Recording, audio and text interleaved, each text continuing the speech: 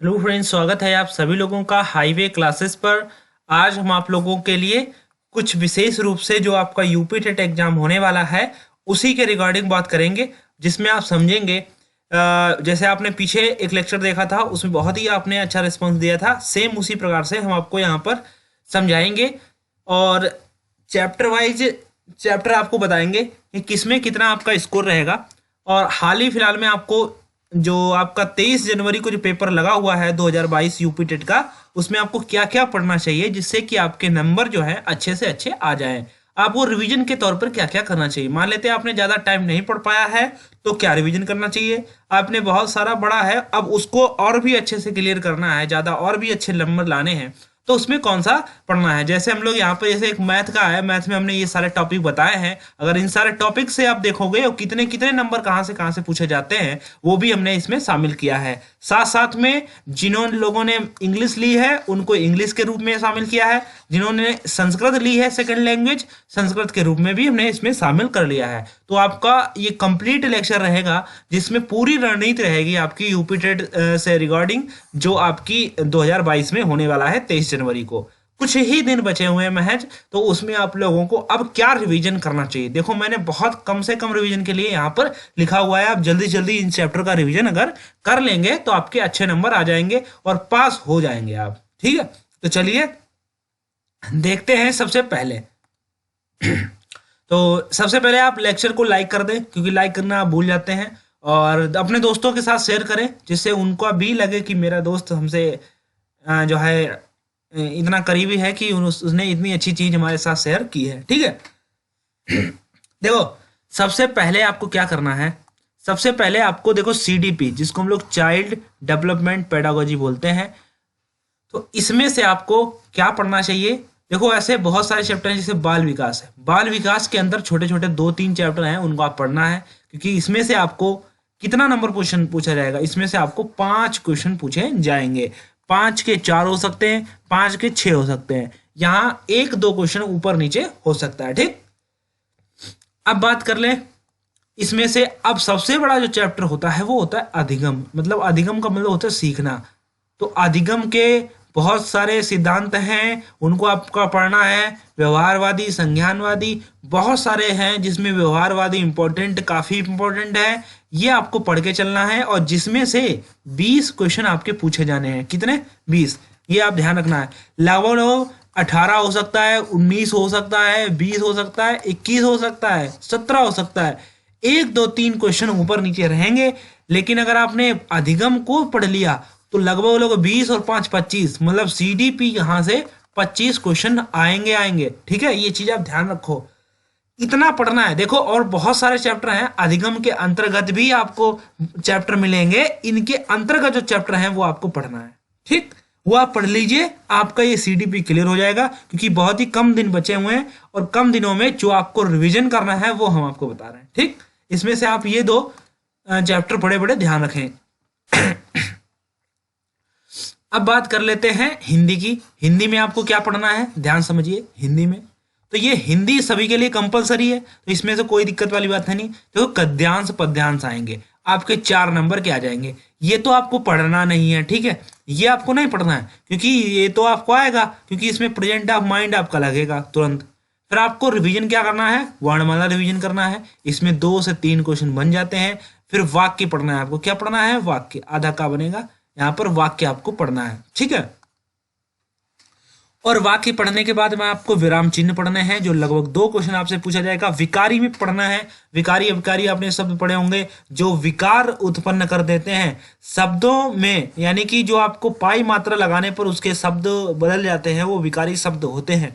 जैसे आपने पढ़ा होगा एक शब्द जब, तो अब आपको ये जब कोई पूछे जब कैसा शब्द है, विकारी है अविकारी है, इसका राइट आंसर है अविकारी शब्द है। कैसे पता चला?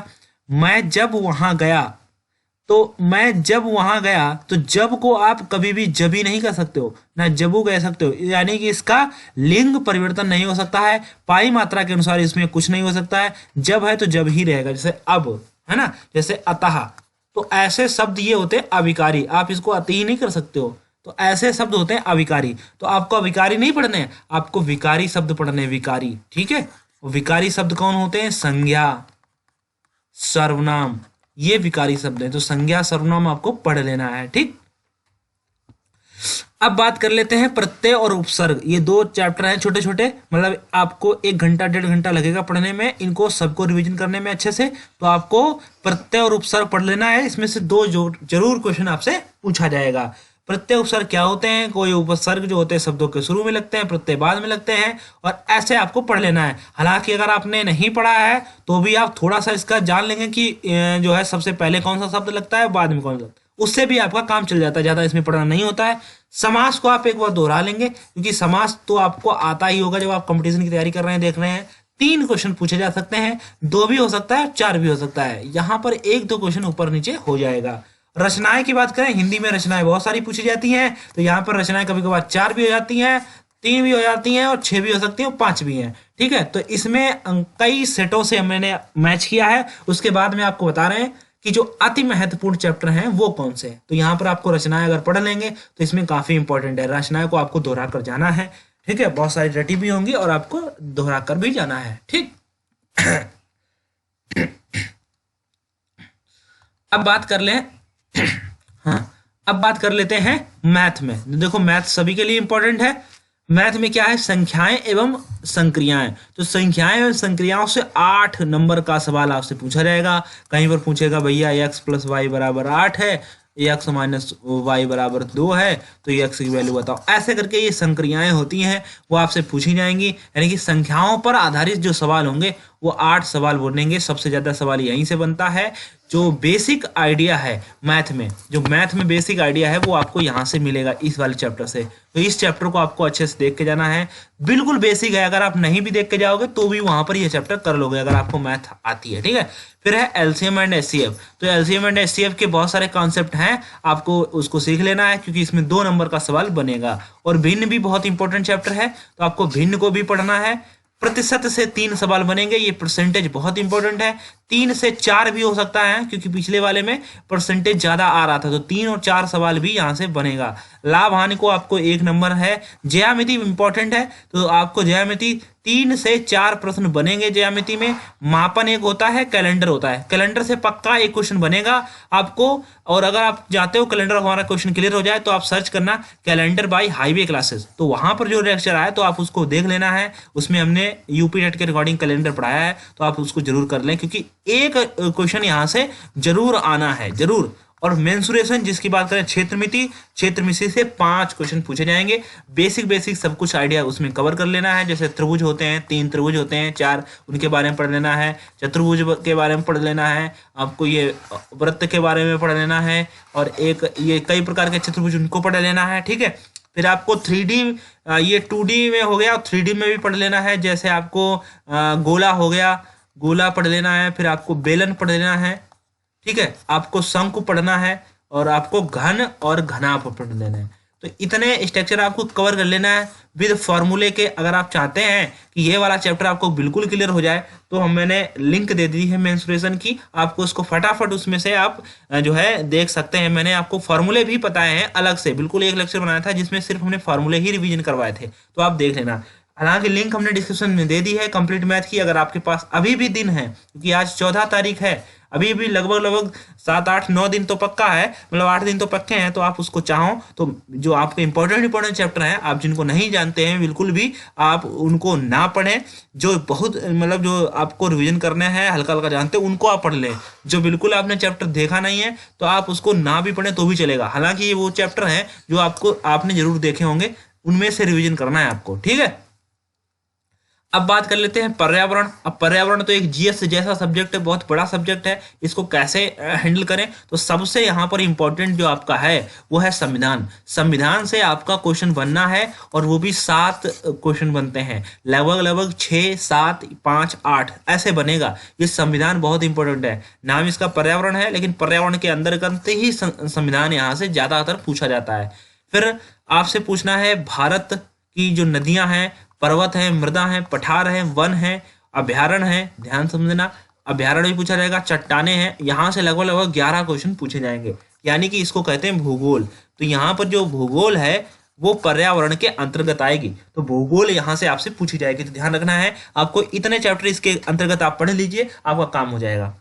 पर्यावरण में फिर अगला महत्वपूर्ण टॉपिक है जिसका नाम है पेड़ और पौधे। पेड़ और पौधे से मिलाकर आपको 7 क्वेश्चन देखने को मिल जाएंगे। तो आप देख रहे होंगे 7 और 11 18 और 7 25 और एक 26 और एक 27। लो 3 क्वेश्चन आपके छूटे हैं। उन 3 क्वेश्चन कहाँ से आएंगे इसका कोई आइडिया किसी को नहीं है। तो मैं आपको बता रहा हूँ जो बहुत इंपॉर्टेंट है वही हमने आपके साथ डिस्कस किया है। तो सब अब भोजन आपको बहुत मतलब नॉर्मल सा है कि एक छोटा सा चैप्टर है उसको आप आधा घंटे में कवर कर सकते हैं। तो भोजन से आप 11 नंबर सॉरी 1 नंबर यहाँ से ले सकते हैं। और आवास बहुत छोटा सा है कि जो हमारे आवास होते हैं उनके बारे में आपको बताना है, परिवार के बारे में पढ़ना है, तो उसको आपको 1 नंबर यहाँ से मिल जाएगा। ठीक है, तो आप उसको भी देख लें। ज्यादातर जो कोशिश करें संविधान और ये वाला टॉपिक और ये 3 टॉपिक जरूर क्लियर कर लें, पर्यावरण में आपके अच्छे नंबर आ जाएंगे। ओके, चलो अगला सवाल है, इसको अच्छे से नोट करके या अपना अच्छे से समझ कर जो पढ़ने जा रहे हैं उसको फिर से देख लेना तो बनेगा। देखो अब जो इंग्लिश है, इंग्लिश के बाद हमने इसके अगली जो स्लाइड है वो हमारी संस्कृत की है। देखो ये संस्कृत की है, तो अब संस्कृत की है तो हमें क्या करना है, तो इंग्लिश और संस्कृत में जो आपने ले रखा हो वो आप उसको देखिए, उसमें कोई दिक्कत वाली बात नहीं है। सबसे पहले अगर आपने इंग्लिश लिखा इंग्लिश, नहीं तो आप थोड़ा सा आगे बढ़ा दीजिए, संस्कृत आ जाएगी। ठीक, तो इंग्लिश में आपको देखो क्या पढ़ना है, अनसीन पैसेज पढ़ना नहीं है क्योंकि इसमें 4 नंबर आएगा, वो आप करना वहीं पर। नाउन आपको सबसे ज्यादा देखना था, नाउन में आपको 4 क्वेश्चन मिलेंगे। फिर प्रीपोजिशन में भी आपको 3 क्वेश्चन मिलता है, टेंस में 2 क्वेश्चन है, वॉइस में आपको क्वेश्चन मिलेगा 2, एडजेक्टिव के 2 क्वेश्चन मिलेंगे, आर्टिकल का 1 क्वेश्चन मिलेगा। फिर होता है verb and subject agreement. Verb और सब्जेक्ट का जो एग्रीमेंट होता है, मतलब वर्ब और सब्जेक्ट यानी कि सब्जेक्ट अनुसार वर्ब कब कैसे आएगी, तो उससे 3 क्वेश्चन यहाँ पर बनेगा। कंजंक्शन का 2 क्वेश्चन है, एडवर्ब का 2 क्वेश्चन है। इतने जो महत्वपूर्ण टॉपिक थे वो हमने आपके साथ बता दिए हैं। अगर आप इनको तैयार कर लेते हो तो आपकी इंग्लिश में भी अच्छे नंबर आ जाएंगे। ठीक है, चलिए अगला देख लेते हैं संस्कृत। तो संस्कृत में देखिए जिनकी हिंदी बढ़िया है उनका संस्कृत भी हो जाता है, ऐसा लोग मानना है। तो ध्यान रखना, संस्कृत में आपको क्या पढ़ना है, शब्द विचार में एक पढ़ना है, कारक एवं धातु, इसमें 6 नंबर से बनेगा। सर्वनाम विशेषण लिंग वाच्य वाक्य के भेद, तो यहाँ पर 5 नंबर होगा। हिंदी भी कुछ इसमें सहायता कर लेती है। वर्ण परिचय यहाँ पर 3 क्वेश्चन पूछा जाएगा। संधि से 4 क्वेश्चन है। गद्यांश पद्यांश में 4 क्वेश्चन है, क्योंकि इसमें आपको पढ़ना रहेगा नहीं क्योंकि वहीं पर देखना। उपसर्ग यहाँ पर 2 है, प्रत्यय यहाँ पर 1 है, तो उपसर्ग प्रत्यय से मतलब 3 क्वेश्चन यहाँ पर बनता है। कवि और लेखक की रचनाओं से एक ही क्वेश्चन यहाँ पर है, एक का 2 हो सकता है। आप चाहो तो पढ़ सकते हो, ना चाहो तो ना भी पढ़ो, लेकिन इन चीजों को आपको जरूर रिवीजन करना है क्योंकि इसके पक्के नंबर होते हैं। अगर आप इनको पढ़ गए तो यहाँ से जो बनने वाले क्वेश्चन है वो जरूर आप बता देंगे। ओके, तो ये था जो मेरा आपके साथ डिस्कशन था, जो मैंने समझा उचित। आमतौर पर लास्ट में आप बच्चों को लगता है हमको क्या पढ़ना चाहिए, तो उनको क्या पढ़ने चाहिए इसमें ही क्लियर नहीं हो पाता है और वो कुछ नहीं पढ़ पाते हैं। तो मैंने आपको टॉपिक दे दिया है, इसी टॉपिक के अंतर्गत अगर आपने पढ़े और आपके अच्छे एग्जाम आए तो आप जब एग्जाम देकर आए तो आप इस पर कमेंट जरूर करिएगा। ओके, सॉरी जुकाम भी हो चुका है, कोल्ड हो गया, तो जुकाम भी हो गया, तो इसमें कोई दिक्कत वाली बात नहीं है। ठीक है, थैंक यू, मिलते हैं नेक्स्ट लेक्चर में।